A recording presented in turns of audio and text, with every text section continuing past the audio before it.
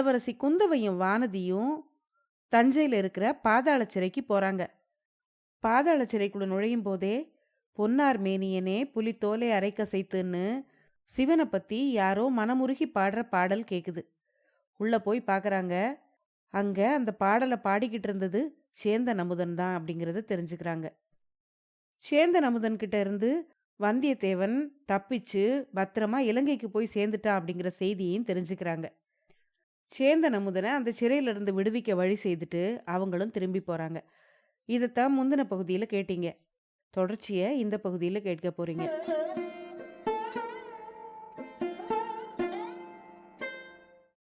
அனைவருக்கும் வணக்கம். நீங்கள் கேட்டுக்கொண்டிருப்பது கதை ரேடியோ தமிழ். அமரர் கல்கி அவர்கள் எழுதிய பொன்னியின் செல்வன் நாவலுடைய 2வது பாகத்தை வாசிச்சுட்டு இருக்கோம். நீங்க முதல் பாகத்தை கேட்கலன்னா அதுக்குரிய லிங்க்கு டிஸ்கிரிப்ஷன்ல இருக்கு. அதை கேட்டு முடிச்சுட்டு அதுக்கப்புறம் 2வது பாகத்தை கேட்டிங்கன்னா உங்களுக்கு கதை நல்லா புரியும். கதையை ஆரம்பிக்கிறதுக்கு முன்னால சேனலுக்கு வந்திருக்கிற எல்லாருக்கும் என்னுடைய அன்பான வரவேற்புகள். இப்போ வாங்க கதைக்குள்ள போகலாம். அத்தியாயம் 23, நந்தினியின் நிருபம். அன்று மாலை நந்தினி லதா மண்டபத்தின் ஹம்சதூளிகா மஞ்சத்தில் அமர்ந்து நிருபம் ஒன்றை எழுதி கொண்டிருந்தாள். சில வரிகள்தான் எழுதினாள். எழுதும்போது சில சமயம் சுழல் காற்றில் இளங்கொடி நடுங்குவதைப் போல் அவளுடைய உடம்பு நடுங்கியது. அடிக்கடி நெடுமூச்சு விட்டாள். அந்த குளிர்ந்த வேளையில் பக்கத்தில் தாதி பெண் நின்று மயில் விசிறியால் விசிறி கொண்டிருந்தும் அவளுடைய பளிங்கு நெற்றியில் முத்து முத்தாக வியர்வை துளிர்த்தது. அவள் எழுதிய கடிதத்தில் இருந்த செய்தி இதுதான். அரசிளங்குமரா, தயங்கி தயங்கி பயந்து பயந்து இந்த நிருபத்தை எழுத துணிந்தேன். ராஜ்யத்தின் நிலைமையை பற்றி பலவிதமான செய்திகள் காதில் விழுகின்றன. தாங்கள் எதையும் கவனிப்பதில்லை. நோயால் மெலிந்திருக்கும் தங்கள் தந்தை பலமுறை சொல்லி அனுப்பியும் தாங்கள் தஞ்சைக்கு வரவில்லை. இதற்கு காரணம் நான் தானோ என்ற எண்ணம் என்னை வதைக்கிறது. தங்களை ஒருமுறை சந்தித்தால் எல்லா சந்தேகங்களையும் போக்கிவிடுவேன் நான். அதற்கு திருவுளம் இறங்குவீர்களா? தஞ்சைக்கு வர விருப்பமில்லாவிட்டால் கடம்பூர் சம்புவரையர் மாளிகையில் சந்தித்து பேசலாம். நான் இன்று தங்கள் பாட்டியின் ஸ்தானத்தில் இருக்கிறேன். நாம் சந்தித்து பேசுவதில் என்ன ஆட்சேபம் இருக்க முடியும்?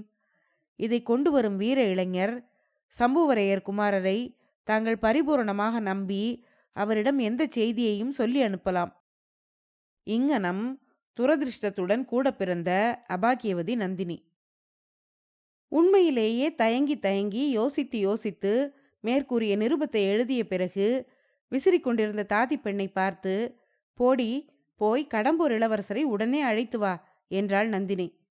தாதி சென்று கந்தன்மாறனை அழைத்து கொண்டு வந்து விட்டுவிட்டு சற்று விலகி போய் நின்றாள். கந்தன்மாறனின் கண்கள் நந்தினியை ஏறிட்டு பார்ப்பதற்கு கூசின. எங்கேயோ தோட்டத்தை பார்த்த வண்ணம் கந்தன்மாறன் நின்றான்.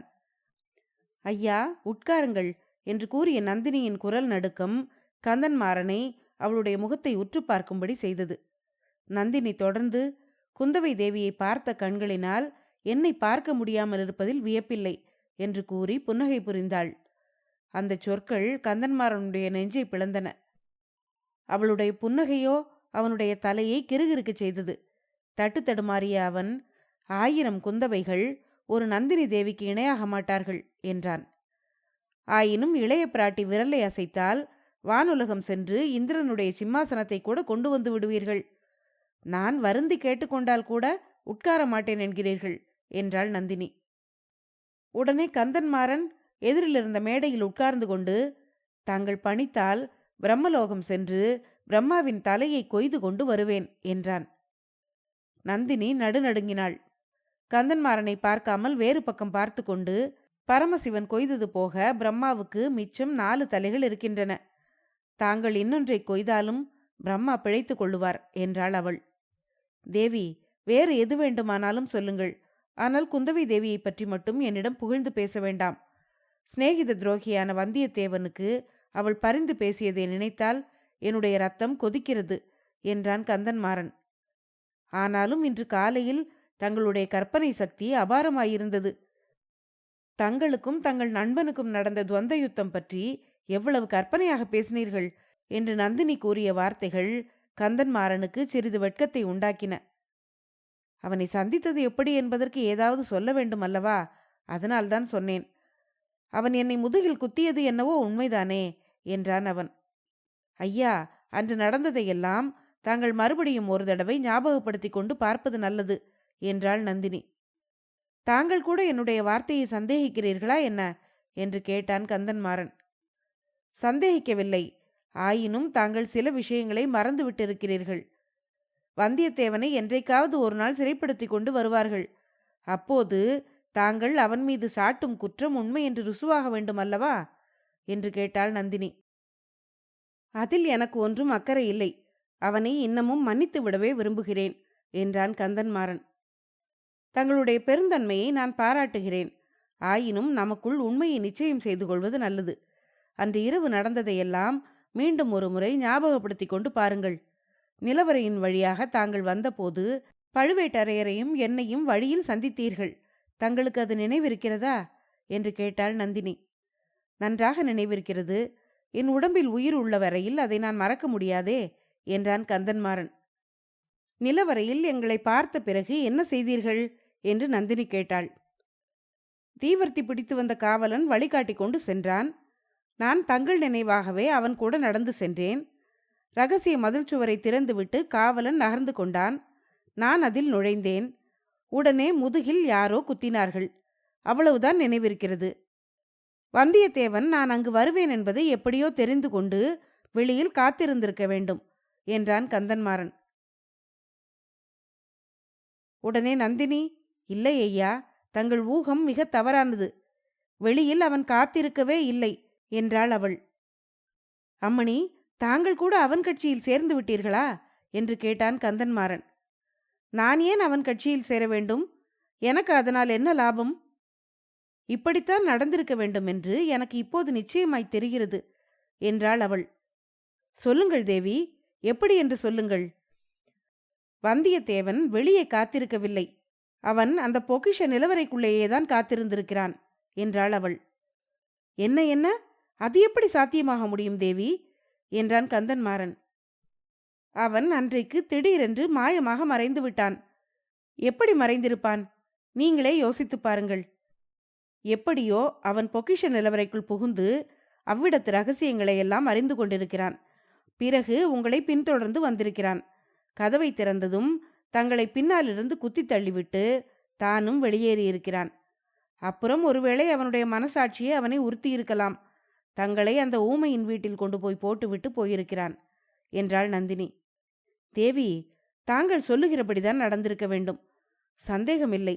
இத்தனை நாளும் இது என் புத்திக்கும் எட்டவில்லை, மற்றவர்களுக்கும் புலப்படவில்லை. இந்த சோழ நாட்டிலேயே மதிநுட்பம் அதிகம் உள்ளவர்கள் யார் என்று கேட்டால் தாங்கள்தான் என்று நான் சொல்வேன். இந்த உலகத்தில் அறிவு படைத்தவர்கள் உண்டு, அழகு படைத்தவர்களும் உண்டு. இரண்டும் சேர்ந்துள்ளவர்களை காண்பது அபூர்வம். தங்களிடம்தான் அழகு அறிவு இரண்டும் பொருந்தி இருக்க காண்கிறேன் என்று பரவசமாக கூறினான் கந்தன்மாறன். உடனே நந்தினி, ஐயா, தாங்கள் இப்போது சொன்னது மனப்பூர்வமான வார்த்தைகளா அல்லது வெறும் முகஸ்துதியா என்று கேட்டாள். சத்தியமாக என் மனதில் இருப்பதைத்தான் நான் சொன்னேன் என்றான் கந்தன்மாறன். அப்படியானால் நீங்கள் என்னை பூரணமாக நம்புவீர்களா? நம்பி எனக்காக ஒரு உதவி செய்வீர்களா என்று கேட்டாள் நந்தினி. என்னால் முடிகிற காரியம் எதுவாயிருந்தாலும் அதை செய்ய சித்தமாயிருக்கிறேன் என்றான் கந்தன்மாறன். எனக்காக நீங்கள் காஞ்சிக்கு போக வேண்டும். காஞ்சியில் உள்ள இளவரசர் ஆதித்த கரிகாலருக்கு நான் ஒரு நிருபம் கொடுப்பேன். அதை அவரிடம் சேர்க்க வேண்டும். சேர்ப்பித்துவிட்டு அவரை தங்கள் கடம்பூர் அரண்மனைக்கு தாங்கள் விருந்தாளியாக அழைக்க வேண்டும். தேவி, இது என்ன வார்த்தை சொல்கிறீர்கள்? தங்கள் கணவரும் என் தந்தையும் மற்றும் பல சோழ நாட்டு பிரமுகர்களும் ராஜ்யத்தை பற்றி செய்து வரும் ஏற்பாடு தங்களுக்கு தெரியாதா? நன்றாக தெரியும். அதைவிட இன்னும் சில செய்திகளும் தெரியும். ஐயா, தங்கள் குடும்பமும் என் குடும்பமும் மற்றும் பல பெரிய குடும்பங்களும் பெரும் அபாயத்தின் வாசலில் நின்று வருகின்றன. அதற்கு காரணம் யார் தெரியுமா? இன்று மத்தியானம் இங்கு விருந்தாளியாக வந்திருந்தாளே அந்த பாதகிதான் என்றாள் நந்தினி. ஐயையோ, இளைய பிராட்டியையா சொல்கிறீர்கள் என்று கேட்டான் கந்தன்மாறன். அந்த நாகப்பாம்பைத்தான் சொல்கிறேன். பாம்பின் கால் பாம்பு அறியும். குந்தவையின் சூழ்ச்சி இந்த நந்தினிக்குத்தான் தெரியும். உம்முடைய சிநேகிதன் வந்தியத்தேவனை அவள் இலங்கைக்கு அனுப்பியிருக்கிறாள். எதற்காக தெரியுமா? மூலிகை கொண்டு வருவதற்கு என்பது பெரும் பொய். சுந்தர சோழர் பிழைக்க வேண்டுமே என்று அவள் தவித்துக் கொண்டிருக்கவில்லை. அவருக்கு பிறகு மதுராந்தகரும் பட்டத்துக்கு வரக்கூடாது, ஆதித்த கரிகாலரும் பட்டத்துக்கு வரக்கூடாது. அவளுடைய அருமை தம்பி அருள்மொழிவர்மன் வரவேண்டும் என்பது அவளுடைய எண்ணம். அருள்மொழிவர்மன் பட்டத்துக்கு வந்தால் இவள் இஷ்டம் போல் ஆட்டி வைக்கலாம். அப்புறம் சோழ சாம்ராஜ்யத்தின் சக்கரவர்த்தினி குந்தவை தேவிதான். சக்கரவர்த்தி யார் தெரியுமா? உங்கள் சிநேகிதன் வந்தியத்தேவன் என்றாள் நந்தினி. ஆஹா, அப்படியா திட்டம்? இதை எப்படியாவது தடுத்தே தீர வேண்டும். என் தந்தையிடமும் பழுவேட்டரையர்களிடமும் இதை உடனே சொல்ல வேண்டும். அவர்களிடம் சொல்லி பயனில்லை, அவர்கள் நம்ப மாட்டார்கள். குந்தவையின் தந்திரத்தை மாற்று தந்திரத்தால் வெல்ல வேண்டும். நீர் உதவி செய்தால் வெல்லலாம். இந்த ஓலையை சர்வ ஜாக்கிரதையாக கொண்டு போய் காஞ்சியில் ஆதித்த கரிகாலரிடம் சேர்க்க வேண்டும். கொடுப்பீர்களா என்று சொல்லிக்கொண்டே ஓலை சுருளையும் அதை போட வேண்டிய குழலையும் நீட்டினாள் நந்தினி. மோகவெறியில் மூழ்கி போயிருந்த கந்தன்மாறன் ஓலை சுருளையும் குழலையும் வாங்கிக் கொள்வதற்கு பதிலாக நந்தினியின் கரத்தை பிடித்து கொண்டு, தங்களுக்காக எது வேண்டுமானாலும் செய்வேன் என்று உளறினான். அச்சமயம் சடசடவென்று ஒரு சத்தம் கேட்டது. அரண்மனையிலிருந்து லதா மண்டபத்துக்கு வரும் பாதையில் பெரிய பழுவேட்டரையர் விரைந்து வந்து கொண்டிருந்தார். திடீரென்று எதிர்பாராமல் வந்தவரைக் கண்டு தாதி பெண் திடுக்கிட்டு விலகி நின்றாள். அங்கே மண்டபத்தின் விட்டத்திலிருந்து தொங்கி ஆடிய ஒரு முக்கோணத்தில் ஒரு பெரிய கிளி சங்கிலியால் பிணைத்து வைக்கப்பட்டிருந்தது. வந்த வேகத்தில் பழுவேட்டரையர் தம்மையும் அறியாமல் அந்த கிளியை கையில் பற்றினார். பழுவேட்டரையரின் கொடூரமான பிடியை தாங்க முடியாமல் கிளி கிரீச்சிட்டது. அத்தியாயம் 24. அனலிலிட்ட மெழுகு. கிளி கிரீச்சிட்ட சத்தமும் தாதி பெண் பயத்துடன் கூவிய சத்தமும் கலந்து வந்து நந்தினியையும் கந்தன்மாறனையும் திடுக்கிடச் செய்தன. கந்தன்மாறன் திரும்பி பார்த்து பழுவேட்டரையர் வருகிறார் என்று அறிந்ததும் கதிகலங்கி போனான். நந்தினியையும் தன்னையும் பற்றி அவர் ஏதேனும் தவறாக எண்ணிக்கொள்வாரோ என்ற நினைவு அவனுக்கு திகிலை உண்டாக்கியது. கிழப்பருவத்தில் கல்யாணம் செய்து கொண்டவர்களின் போக்கே ஒரு தனிவிதமாக இருக்கும் அல்லவா? ஆகையினாலேயே அவர் அவ்வளவு கோபமாக வந்து கொண்டிருக்க வேண்டும். வந்து என்ன செய்ய போகிறாரோ தெரியவில்லையே, எதற்கும் சித்தமாயிருக்க வேண்டும் என்று எண்ணிக்கொண்டான் அவன். ஆனால் அவன் நினைத்ததற்கெல்லாம் மாறாக அந்த அதிசயம் அங்கே நிகழ்ந்தது. பழுவேட்டரையர் அருகில் வந்ததும் நந்தினி முகம் மலர்ந்து அவரை தன் கரிய விழிகளால் பார்த்து, நாதா, எங்கே தாங்கள் திரும்பி வருவதற்கு அதிக நாள் ஆகிவிடுமோ என்று பார்த்தேன். நல்ல வேளையாக வந்துவிட்டீர்கள் என்றாள். அவளுடைய முகத்தை பார்த்து அந்த குரலையும் கேட்டதும் பழுவேட்டரையரின் கோபாவேசமெல்லாம் பறந்துவிட்டது. அனலில் போட்ட மெழுகை போல் உருகிப்போனார். அசட்டு சிரிப்பு ஒன்று சிரித்து, ஆமாம், போன காரியம் முடிந்துவிட்டது, திரும்பி விட்டேன் என்றார். பிறகு கந்தன்மாறனை பார்த்து, இந்த பிள்ளை இங்கே என்ன செய்கிறான்? ஏதாவது காதல் கவிதை புனைந்து கொண்டு வந்து கொடுத்தானோ என்று கேட்டுவிட்டு தன்னுடைய பரிகாசத்தை குறித்து தானே சிரித்தார். அதை கேட்டு கந்தன்மாறனுடைய முகம் சிவந்தது. ஆனால் நந்தினி பழுவேட்டரையரை விட அதிகமாக சிரித்துவிட்டு, இவருக்கு காதலும் தெரியாது, கவிதையும் தெரியாது, சண்டை போட்டு காயமடையத்தான் தெரியும். நல்ல வேளையாக காயம் மாறிவிட்டது, ஊருக்கு போக வேண்டும் என்று சொல்லிக் கொண்டிருந்தார் என்றாள். அதை கேட்ட பழுவேட்டரையர், இந்த காலத்து பிள்ளைகளின் வீரத்தை என்னவென்று சொல்வது? 24 யுத்த களங்களில் நான் 64 காயங்கள் அடைந்தவன். ஆனாலும் ஒரு தடவையாவது படுக்கையில் படுத்ததில்லை. இவனுக்கு காயம் குணமாக ஒரு பட்சத்துக்கு மேலாகியிருக்கிறது. ஆனால் என்னுடைய காயங்களெல்லாம் மார்பிலும் தோளிலும் தலையிலும் முகத்திலும் ஏற்பட்டவை. ஆனால் இந்த பிள்ளை முதுகிலே காயம்பட்டவன் அல்லவா? அதனால்தான் இவ்வளவு நாள் ஆகிவிட்டது. நியாயம்தான் என்று கூறி பரிகாசமாக சிரித்தார் அவர். அதை கேட்டதும் கந்தன்மாறன் கொதித்தெழுந்து, ஐயா, தாங்கள் என் தந்தையின் ஸ்தானத்தில் உள்ளவர், அதனால் தங்களுடைய பரிகாசத்தை பொறுத்தேன் என்றான். இல்லாவிட்டால் என்ன செய்திருப்பாயடா என்று பழுவேட்டரையர் கேட்டு தன் உரையில் இருந்த கத்தியில் கையை வைத்தார். நந்தினி இந்த சமயத்தில் குறுக்கிட்டாள். நாதா, இவருக்கு முதுகில் மட்டும் காயமில்லை, நெஞ்சிலும் காயம் பட்டிருக்கிறது என்பது தங்களுக்கு தெரிந்ததுதானே? இவர் தம்முடைய சிநேகிதன் என்று நினைத்து கொண்டிருந்தவன் இந்த மாதிரி முதுகில் குத்தி போட்டுவிட்டு போய்விட்டான் என்ற எண்ணம் இவருடைய நெஞ்சில் பெரிய புண்ணை உண்டாக்கியிருக்கிறது. முதுகில் காயமாறியும் நெஞ்சில் புண் ஆறவில்லை. அந்த புண்ணில் கோலிடுவது போல் நாம் பேசக்கூடாதுதானே? அன்று இரவு, இவர் காயம்பட்ட இரவு என்ன நடந்தது என்று தங்களுக்கு தெரியாதா என்ன என்று சொல்லிக்கொண்டே நந்தினி பழுவேட்டரையரை பார்த்த பார்வையில் மறைபொருள் ஏதோ இருந்திருக்க வேண்டும். உடனே பழுவேட்டரையரின் முகத்தோற்றம் மாறிவிட்டது. ஆமாம், நீ சொல்வது சரிதான். பாவம், இவன் அரியா பிள்ளை. இவனுடைய தந்தையோ என் உயிர் சிநேகிதர். இவன் ஏதோ தெரியாத்தனமாக கூறியதை நான் பொருட்படுத்தக் கூடாதுதான். இது கிடக்கட்டும் நந்தினி. ஒரு முக்கியமான விஷயம் சொல்வதற்காக இப்போது வந்தேன். அது இவனுக்கும் தெரிந்திருக்க வேண்டியதுதான். இலங்கை மாதோட்டத்தில் ஒருவனை ஒற்றன் என்று சந்தேகித்து பிடித்து வைத்திருக்கிறார்களாம். அவனிடம் இளவரசன் அருள்மொழிவர்மனுக்கு ஓலை ஒன்று இருக்கிறதாம். அங்கு அடையாளங்களிலிருந்து அவன் நம் கந்தன்மாறனுடைய அழகிய சிநேகிதனாய்த்தான் இருக்க வேண்டும் என்று நான் நினைக்கிறேன். அவன் பெரிய கைகாரனாய்த்தான் இருக்க வேண்டும். நம் ஆட்களிடம் அகப்படாமல் தப்பி இலங்கைக்கு சென்று விட்டான் பார் என்றார் பழுவேட்டரையர். நந்தினியின் முகபாவத்தில் அப்போது ஏற்பட்ட ஒரு கண நேர மாறுதலை மற்ற இருவரும் கவனிக்கவில்லை. அடடே, தப்பிச் சென்று விட்டானா? இலங்கைக்கா போய்விட்டான் என்று கந்தன்மாறன் ஏமாற்றத்துடன் கூறினான். பழுவேட்டரையர் சொன்னதை கேட்ட நந்தினி, நாதா, அவன் தப்பிச் சென்றது எனக்கு ஒன்றும் அதிசயமாக தோன்றவில்லை. தங்கள் சகோதரர் இந்த கோட்டை காவலுக்கு தகுதியற்றவர் என்றுதான் எத்தனையோ தடவை நான் சொல்லி இருக்கிறேனே. அவர் அனுப்பிய ஆட்களும் அப்படித்தானே இருப்பார்கள் என்றாள். முன்னெல்லாம் நீ அப்படி சொன்னபோது எனக்கு அது சரியாக படவில்லை. இப்போது எனக்கு கூட அப்படித்தான் தோன்றுகிறது. இதில் இன்னும் ஒரு விந்தையை கேள். மாதோட்டத்தில் அகப்பட்ட ஒற்றனிடம் நமது பழுவூர் லட்சணை ஒன்று இருந்ததாம். அது அவனிடம் எப்படி கிடைத்தது என்று அவன் சொல்லவில்லையாம் என்றார் பழுவேட்டரையர். அதை கேட்ட நந்தினி லேசாக ஒரு பெருமூச்சு விட்டுவிட்டு, இது என்ன வேடிக்கை? பனை லட்சணை அவனிடம் எப்படி கிடைத்ததாம்? தங்கள் சகோதரர் இதற்கு என்ன சொல்கிறார் என்று கேட்டாள். அவனா? அவன் சொல்லுவதை கேட்டால் உனக்கு சிரிப்பு வரும். அந்த பனை லட்சினை உன்னிடமிருந்துதான் அவனிடம் போயிருக்க வேண்டும் என்கிறான் காலாந்தகன் என்று சொல்லிவிட்டு பழுவேட்டரையர் இடி இடி என்று சிரித்தார். அந்த சிரிப்பினால் லதா மண்டபமே குலுங்கியது போல் இருந்தது. நந்தினியும் அவருடன் சேர்ந்து சிரித்து கொண்டே, என் மைத்துனர் இருக்கிறாரே, அவருக்கு இணையான புத்தி கூர்மை படைத்தவர் இந்த 14 லோகத்திலும் கிடையாது என்றாள். உடனே பழுவேட்டரையர், இன்னும் உன் மைத்துனன் என்ன சொல்கிறான் தெரியுமா?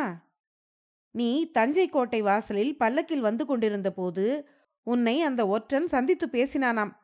பிறகு இந்த அரண்மனைக்குள்ளும் அந்த மாயாவி வந்திருந்தானாம். ஆகையால் நீயே அவனிடம் பழுவூர் ரச்சனையை கொடுத்திருக்க வேண்டுமாம். அப்படி இல்லாவிட்டால் உன்னிடம் யாரோ ஒரு மந்திரவாதி அடிக்கடி வருகிறானே, அவன் மூலமாக போயிருக்க வேண்டுமாம். தன்னுடைய முட்டாள்தனத்தை மறைப்பதற்காக அவன் இப்படியெல்லாம் கற்பனை செய்து உளறுகிறான் என்று கூறி பழுவேட்டரையர் தனது நீண்ட பற்கள் எல்லாம் தெரியும்படியாக மறுபடியும் சத்தம் போட்டு சிரித்தார். உடனே நந்தினி, என்னுடைய மைத்துனருடைய அறிவு கூர்மையை பற்றி நான் சந்தேகித்தது ரொம்ப தவறு. அவருடைய அறிவு உலக்கை கொழுந்துதான், சந்தேகமில்லை. ஆனால் இதையெல்லாம் நீங்கள் கேட்டுக்கொண்டு சும்மா இருந்ததை நினைத்தால்தான் எனக்கு வியப்பாயிருக்கிறது என்றாள் நந்தினி. தேவி, அதையெல்லாம் நான் சும்மா கேட்டுக்கொண்டிருந்தேன் என்றா நினைக்கிறாய்? அவனுடைய கையாலாகத்தனத்தை பற்றி மிக கடுமையாக பேசி அவனை அழ வைத்து விட்டேன். நீ பார்த்திருந்தால் அவன் பேரில் இரக்கமடைந்திருப்பாய் என்றார் அவர். இதை கேட்டுக்கொண்டிருந்த கந்தன்மாறன் பாடு சங்கடமாகிவிட்டது. அவன் உடனே அங்கிருந்து போய்விட விரும்பினான். தொண்டையை கனைத்து கொண்டு ஐயா என்றான். உடனே நந்தினி குறுக்கிட்டு, என் மைத்துனரின் சாமர்த்தியத்தை பற்றி பேசுகையில் இவரை நாம் மறந்துவிட்டோம். இவர் ஊருக்கு போகிறேன் என்று சொல்கிறாரே, போகலாம் அல்லவா என்று கேட்டாள். நன்றாக போகலாம். இன்னும் எத்தனை நாள் இவன் இங்கேயே தங்கியிருப்பான்? இவனை பற்றி இவனுடைய தந்தை அங்கே கவலைப்பட்டு கொண்டிருப்பார் என்றார் பழுவேட்டரையர். இவரிடம் நான் ஓலை ஒன்று கொடுத்தனுப்ப விரும்புகிறேன். கொடுக்கலாம் அல்லவா என்று கேட்டாள் நந்தினி. ஓலையா? யாருக்கு? காஞ்சியில் உள்ள இளவரசருக்கு என்று நந்தினி கூறியதும் பழுவேட்டரையர் நந்தினியையும் கந்தன்மாறனையும் சந்தேக கண்ணால் பார்த்து, இளவரசருக்கு ஓலையா? நீயா எழுதுகிறாய்? எதற்கு என்று கேட்டார். இளைய பிராட்டி தம்பிக்கு ஓலை எழுதி இவர் சிநேகிதரிடம் அனுப்பியிருக்கிறார். பழுவூர் இளையராணி அண்ணனுக்கு ஏன் ஓலை எழுதக்கூடாது? எழுதி இவரிடம் ஏன் கொடுத்தனுப்பக்கூடாது? இவன் சிநேகிதன் கொண்டு போன ஓலை இளைய பிராட்டி எழுதிய ஓலையா? அந்த விஷயம் உனக்கு எப்படி தெரிந்தது என்று பழுவேட்டரையர் கேட்டார். பின்ன எதற்காக என்னிடம் மந்திரவாதி அடிக்கடி வருகிறானாம்? அவன் மந்திரத்தின் மூலமாகத்தான் இதெல்லாம் தெரிந்தது. என் மைத்துனர் ஆட்களின் லட்சணம்தான் தெரிந்திருக்கிறதே பழுவூர் பனை லட்சினை அவனிடம் இருப்பதாக கண்டுபிடித்து கொண்டு வந்து சொன்னவர்கள் ஓலை குந்தவை அனுப்பியது என்று சொல்லவில்லை பாருங்கள் என்றாள் நந்தினி. லட்சினியை பற்றி நம் ஆட்கள் சொல்லவில்லை. அன்பில் பிரம்மராயர் ராமேஸ்வரம் போய்விட்டு திரும்பி வந்திருக்கிறார். அவர் கொண்டு வந்த செய்தி. பழுவேட்டரையர் சொல்லிக் கொண்டிருக்கும் போதே நந்தினி குறுக்கிட்டு, அவராவது குந்தவை தேவியின் ஓலையை பற்றி தங்களிடம் சொன்னாரா? இல்லை என்றார் பழுவேட்டரையர். நாதா, நான் தங்களுக்கு எச்சரித்ததை எண்ணி பாருங்கள். இந்த ராஜ்யத்தில் உள்ள அனைவரும் சேர்ந்து தங்களை வஞ்சிக்க பார்க்கிறார்கள். நான் மந்திரவாதி சொன்னதை மட்டும் நம்பிவிடவில்லை. கோடிக்கரையிலிருந்து சிறைப்படுத்தி கொண்டு வந்த வைத்தியர் மகனையும் அழைத்து வரச் செய்து விசாரித்தேன். அவனும் அதை உறுதிப்படுத்தினான். இளைய பிராட்டி தன் தம்பிக்கு ஓலை எழுதியிருப்பதாகச் சொன்னான். அவள் சொன்னதை கேட்டதும் பழுவேட்டரையருக்கு கண்ணை கட்டி காட்டிலே விட்டது போல் இருந்தது. பக்கத்திலே நின்று கொண்டிருந்த கந்தன்மாறனை அவர் அருவருப்புடன் பார்த்தார். ஒரு சிறு பிள்ளையை பக்கத்தில் வைத்துக்கொண்டு இப்படியெல்லாம் பேசுவது அவருக்கு பிடிக்கவில்லை. இதை குறிப்பினால் உணர்ந்த நந்தினி, நம்முடைய கதை இருக்கட்டும், இவருடைய பிரயாணம் ஏன் தாமதிக்க வேண்டும் என்று கூறிவிட்டு கந்தன்மாறனை பார்த்து, ஐயா, காஞ்சி இளவரசரிடம் இந்த ஓலையை நேரே கொண்டு போய் கொடுக்க வேண்டும். கொடுத்துவிட்டு அவர் மறு ஓலை கொடுத்தால் சர்வ ஜாக்கிரதையாக அதை அனுப்பி வைக்க வேண்டும். தங்களுடைய கடம்பூர் மாளிகைக்கு இளவரசரை அழைப்பதற்கு மறந்துவிட வேண்டாம் என்றாள். அப்போது கந்தன்மாறன் சற்று தயக்கத்துடன், நான் என் தந்தையிடம் என்ன சொல்ல? இது பழுவூர் மன்னரின் விருப்பம் என்று சொல்லலாம் அல்லவா என்று கேட்டான். தாராளமாக சொல்லலாம். என்னுடைய விருப்பம்தான் பழுவூர் மன்னரின் விருப்பமும். நாதா, நான் சொல்வது சரிதானே என்றாள் நந்தினி. ஆமாம் ஆமாம் என்று பழுவேட்டரையர் தலையை அசைத்தார். அவருக்கு ஒன்றும் புரியவில்லை. தலை கிறுகிறுத்தது. நந்தினியை எதிர்த்து பேசவும் அவரால் இயலவில்லை.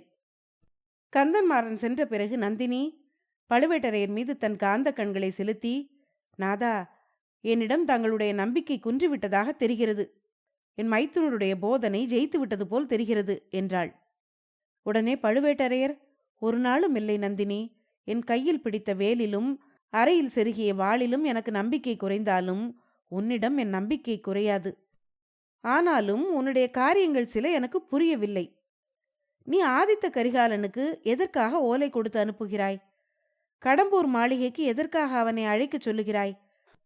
நம்முடைய திட்டம் நிறைவேறுவதற்கு அவன்தானே முதல் விரோதி என்று கேட்டார் பழுவேட்டரையர். இல்லை இல்லை, ஆதித்த கரிகாலர் நம் முதல் விரோதி இல்லை. அந்த பழையாறை பெண் பாம்புதான் நம்முடைய முதலாவது விரோதி. அவளை எதற்காக நம் அரண்மனைக்கு நான் அழைத்தேன்? அந்த காரணத்துக்காகவேதான் ஆதித்த கரிகாலனை கடம்பூருக்கு அழைக்கச் சொல்லுகிறேன். நாதா, நான் அடிக்கடி உங்களிடம் சொல்லி வந்திருப்பதை இப்போது ஞாபகப்படுத்திக் கொள்ளுங்கள். இளைய பிராட்டி குந்தவை தன் மனதிற்குள் ஏதோ ஒரு தனி யோசனை வைத்திருக்கிறாள் என்று சொல்லி வந்தேன் அல்லவா? அது என்னவென்று இப்போது கண்டுபிடித்து விட்டேன். அவளுடைய இளைய சகோதரன் அருள்மொழிவர்மனை தஞ்சாவூர் சிம்மாசனத்தில் ஏற்றி வைக்க தீர்மானித்திருக்கிறாள். அவளுடைய சூழ்ச்சிக்கு எதிர் சூழ்ச்சி செய்து அவளுடைய நோக்கம் நிறைவேறாமல் செய்ய வேண்டும். காஞ்சிக்கு நான் ஓலை அனுப்பியதன் காரணம் இப்போது தெரிகிறதா என்று நந்தினி கேட்டுவிட்டு பழுவேட்டரையரை பார்த்த பார்வை அவருடைய நெஞ்சை ஊடுருவி அவருடைய அறிவை நிலைகுலையச் செய்தது. ஒன்றும் புரியாவிட்டாலும் ஆம், தெரிகிறது என்று குளறினார் அந்த வீரக்கிழவர். உடனே நந்தினி, நாதா, தாங்களும் தங்கள் முன்னோர்களும் புரிந்த அரும்பெரும் வீரச் செயல்களினாலேதான் இன்று இந்த சோழ சாம்ராஜ்யம் இவ்வளவு பல்கி பரவியிருக்கிறது. இந்த தஞ்சைபுரியின் தங்க சிம்மாசனத்தில் ஒரு நாளாவது தங்களை ஏற்றி வைத்து பார்க்கும் வரையில் இந்த பாவியின் கண்கள் இரவிலும் பகலிலும் தூங்கப் போவதில்லை. அதற்குள்ளே எந்த விதத்திலாவது தங்களுக்கு என் பேரில் சந்தேகம் ஏற்படும் பட்சத்தில் தங்கள் உடைவாளினால் என்னை ஒரே வெட்டாக வெட்டி கொன்றுவிடுங்கள் என்றாள் நந்தினி. என் கண்ணே, இத்தகைய கர்ணகடூரமான மொழிகளைச் சொல்லி என்னை சித்திரவதை செய்யாதே என்றார் பெரிய பழுவேட்டரையர். அத்தியாயம் 25. மாதோட்ட மாநகரம். நமது கதாநாயகன் வந்தியத்தேவனை நாம் விட்டு பிரிந்து நெடுங்காலம் ஆகிவிட்டது. இந்த சில நாளைக்குள் வந்தியத்தேவன் ஈழத்து கடற்கரையோடு நடந்து சென்று பாலாவி நதிக்கரையில் இருந்த மாதோட்ட மாநகரை அடைந்திருந்தான். அந்த யுத்த கேந்திர நகரத்தின் கோட்டை மதில் வாசலுக்கு போன வந்தியத்தேவன் நகருக்குள் போக வேண்டும் என்றான். சோழ சேனாதிபதியை பார்க்க வேண்டும் என்றான். காவலர்கள் அவனை உள்ளே விட மறுத்தார்கள். அதன் பேரில் முன்னர் கடம்பூரில் கையாண்ட யுக்தியை அவன் இங்கும் கையாண்டான். காவலர்களை பலவந்தமாக தள்ளிக்கொண்டு உள்ளே நுழைய முயற்சி செய்தான். காவலர்கள் அவனை சிறைப்பிடித்து கோட்டை தலைவனிடம் கொண்டு போனார்கள். வந்தியத்தேவன் கோட்டை தலைவரிடம் இளவரசர் அருள்மொழிவர்மருக்கு முக்கியமான ஓலை கொண்டு வந்திருப்பதாகவும் அதை பற்றி சோழ சேனாதிபதியிடம்தான் விவரம் சொல்ல முடியும் என்றும் சொன்னான். வீரர்கள் அவனை பரிசோதித்து பார்த்தார்கள். அவனிடம் பொன்னியின் செல்வனுக்கு ஓர் ஓலையும் பழுவூர் பனை லட்சணையும் இருக்க கண்டார்கள். கொடும்பாளூர் பெரிய வேளார் பூதி விக்ரமகேசரி அச்சமயம் இலங்கை படையின் சேனாதிபதியாக இருந்தார். அவரிடம் போய் செய்தியை சொன்னார்கள். பூதி விக்ரமகேசரி அப்போது முதன் மந்திரி அனிருத்த பிரம்மராயருடன் பேசிக் கொண்டிருந்தார். அவருடன் ராமேஸ்வரம் வரையில் போவதற்கு ஆயத்தமாக இருந்தார். ஆகையால் திரும்பி வந்து விசாரிப்பதாகவும் அதுவரையில் அந்த வீரனை காவலில் வைத்திருக்கும்படியும் சொல்லிவிட்டு போனார். பிறகு வந்தியத்தேவனை அழைத்து போய் ஒரு பாழடைந்த மாளிகையில் ஒரு அறையில் தள்ளி பூட்டினார்கள். வாசலில் காவலும் போட்டார்கள். வந்தியத்தேவன் நீண்ட வழி பிரயாணத்தினால் களைப்படைந்திருந்தான். ஆகையால் தன்னை சிறைப்படுத்தியது குறித்து அவன் மகிழ்ந்தான்.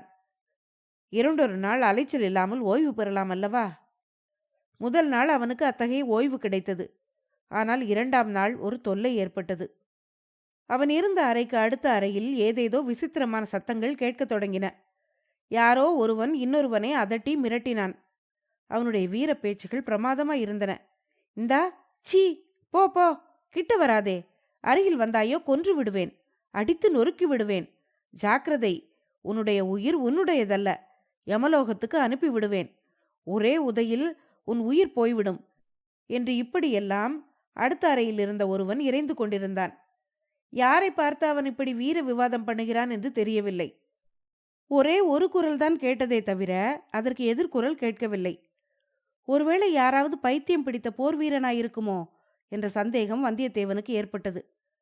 அப்படியென்றால் இரவெல்லாம் தூக்கமில்லாமல் செய்து விடுவானே. கொஞ்சம் நிம்மதியாக தூங்கலாம் என்றால் அதற்கும் இடையூறு நேர்ந்து விட்டதே என்று நினைத்து கொண்டான் அவன். அப்போது, சொன்னால் கேட்க மாட்டாயா? சும்மா போக மாட்டாயா? சரி சரி, உன்னை என்ன செய்கிறேன் பார். இந்த வார்த்தைகளுக்கு பிறகு தொப்பென்று அவனுடைய அறையில் வந்து ஏதோ விழுந்தது. படுத்திருந்த வந்தியத்தேவன் தூக்கி வாரி போட்டுக்கொண்டு எழுந்தான். வந்து விழுந்தது என்னவென்று உற்று பார்த்தான். உடனே அவனையும் அறியாமல் சிரிப்பு வந்தது. கலகலவென்று சிரித்தான் அவன். ஏனெனில் அடுத்த அறையிலிருந்து அப்படி வேகமாக வந்து விழுந்தது ஒரு பூனை என்று தெரிந்தது. ஓஹோ, உனக்கு சிரிக்க வேறு தெரியுமா? சிரி சிரி, மறுபடியும் இங்கே மட்டும் வராதே என்று அந்த குரல் சொல்லியது. யாரோ பைத்தியக்காரன் என்பதில் சந்தேகமே இல்லை. இல்லாவிட்டால் பூனையுடன் இவ்வளவு வாதம் செய்வானா? அல்லது பூனை மனிதரைப் போல் சிரிக்கும் என்றுதான் எண்ணுவானா என்று நினைத்து கொண்டான் வந்தியத்தேவன். ஆனால் பேசிய அந்த குரல் அவனுக்கு தெரிந்த குரலோ என்ற சந்தேகம் உண்டானது. எங்கேயோ எப்போதோ கேட்ட குரலாக தோன்றியது. ஆனால் யாருடைய குரல்? எங்கே கேட்ட குரல்? நினைத்து நினைத்து பார்த்தும் ஞாபகம் வரவில்லை.